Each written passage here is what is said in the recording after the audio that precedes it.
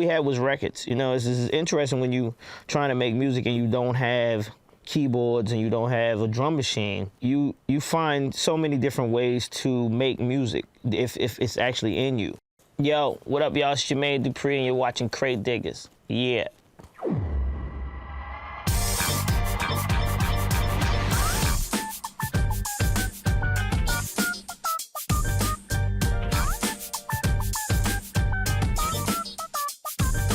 My collection style is, well, I bought a whole record store one day, basically. I went into a store that was going out of business, and I told them I wanted all the soul records that they had, all the urban music, everything that they had, and they was like, here, you know. I think it was like $1,500 for me to buy all the records. So I bought every record that was in the record store. So, you know, and usually what I like to do is just have a big quantity of records so that I can really dig and listen to music. Because if you have a small, then, you know, your opportunity of finding things that nobody else has is very slim. My idea was to just buy a whole bunch of records that I didn't even know, and, you know, my mother or somebody would have to tell me what these were. Just have them there, just so I could, you know, at nighttime when I want to just listen to music and dig and find stuff, that journey would be way long if you have a lot of records. So that was just my whole idea of how I would go about digging in the crates. Brenda K. Starr. I know this. I do. What's crazy about this is that she's produced by Arthur Baker, right? Now, Arthur Baker is the person who produced Planet Rock. Just to give y'all a little history about hip-hop and production. So you might want to listen to a Brenda K. Starr record because it might have a little bit of that Planet Rock in there.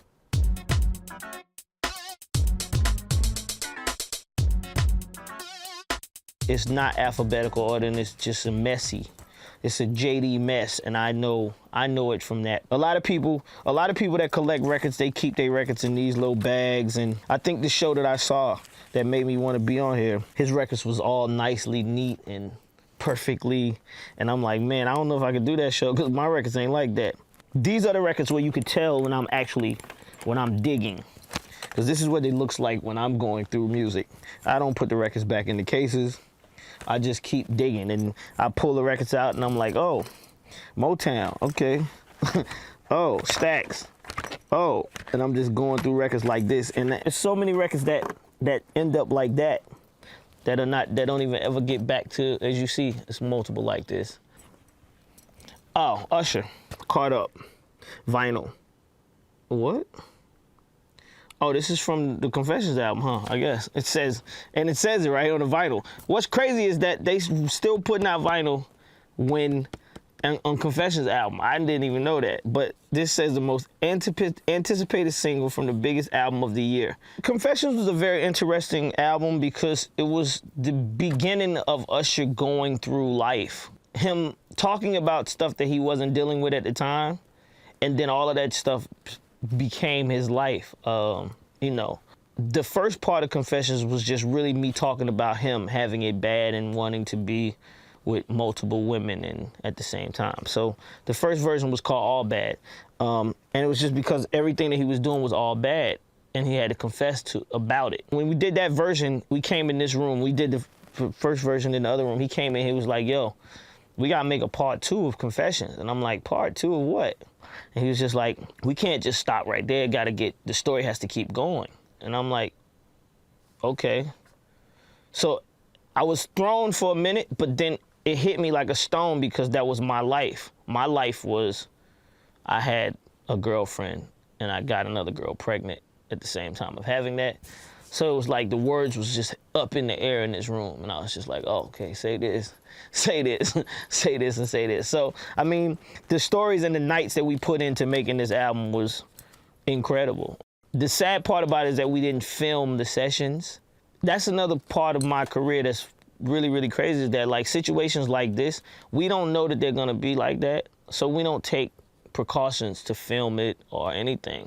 It's crazy. Michael Jackson actually knew he was gonna sell them records and was like, F that, we need cameramen, we need to film this. And I'm like, how do you know you're gonna sell 45 million records? It's crazy. That's genius, I guess, huh? That's what it is. We had a couple of conversations, and that's about it. We had a conversation about Usher one time that was crazy. But that's about it. I can't reveal that conversation. My career, I found records that no one else has used. That's been like the beauty of a So Def remix or a So Def record, period. When I did this Drew Hill Sleeping in My Bed remix, that break, I think it's called Give It All You Got. And I'm like, nobody's ever used this before? And I have to question, I'm in the studio by myself, so I'm talking to myself. I'm like, did somebody use this before? Then I have to start spinning my mind back and trying to listen to like 100 different records and be like, I never heard nobody use this. Oh, no, no. Then I'm thinking like, I heard Redman use this beat before, I think. I'm like, oh, that's all right. It's an R&B song, so rap did it, that's cool, I could use it. But it wasn't, Redman version was so far away from when I did Sleeping in My Bed. It was like, okay. And it's a crazy part when you're producing, you're finding music, you have to give yourself an opportunity to say, damn, this is a hot loop in here, or it sounds crazy, this record sounds great and hit this room, but has somebody used it, is it's gonna impact people the way that I'm hearing it right now. So the second one was Money Ain't a Thing. When I used the Weak in My Knees sample, I couldn't believe nobody had ever used that beat. Like, I played that and I'm like, what in the f is this? And I was like, dude, oh man, I gotta use this. And I remember it like it was like, I had an hour before Jay-Z was landing. I was gonna pick Jay-Z up from the airport. And he was coming to Atlanta, and it was like an hour before he landed. And I was listening to his record, Deep in the South, Kick 'em Top Game, Bouncing Through the Sunroof, Money, Anything. When he was saying that, I'm like, I listened to that, and I'm listening to this, and I'm like, this is what I need. I need to sample him saying this and put it on top of this beat. And it was like the first time that, you know, an artist used one of their lines from a song that they had already done. So I was thinking that he was gonna be like, nah, let's make something else. So as soon as he got here, I was like, yeah, I got this idea. I think we should use the Money Anything line. And then as soon as I told it to him, he went crazy with the hook like that fast. And I played the beat, and he was like, oh, this is just what we doing? And I'm like, yeah. I'm short, so the Steve Arrington record is probably up here somewhere. Boom. This is the guy who made Weak in the Knees. This is one that I haven't even touched yet, and it's probably some on here too. If he made Weak in the Knees, he's definitely got something else on this record. Boom. The digging part is, you know, that's the excitement, and then that's the bad part about it is that other people have opportunity to do the same thing. What is this? Now this is crazy too. This is another thing that you probably will never see. This is the actual test vinyl for a So Def record. And this is what you get back from mastering. And this is what the vinyl looks like, and this is what you have to listen to. It looks like this. And this is an Anthony Hamilton record where I took the Jay-Z sample for Mama New Love. So this is a test pressing that came back from mastering. You'll probably never see this in another producer's collection.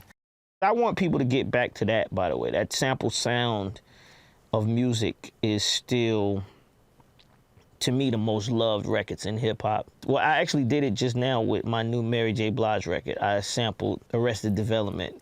You know, so it's still that process is still very, very much in me. You know, the younger producers, they're concerned more about money and publishing. So sampling is like definitely out the window, right? Where me, I'm like, if it's a hit, I don't care what the sample costs. You know what I mean? And I'm not even thinking about the sample. Because to me, when you make a record that has a record that's from a record that people already love, the love is generated to, it's like a second generation of love, right?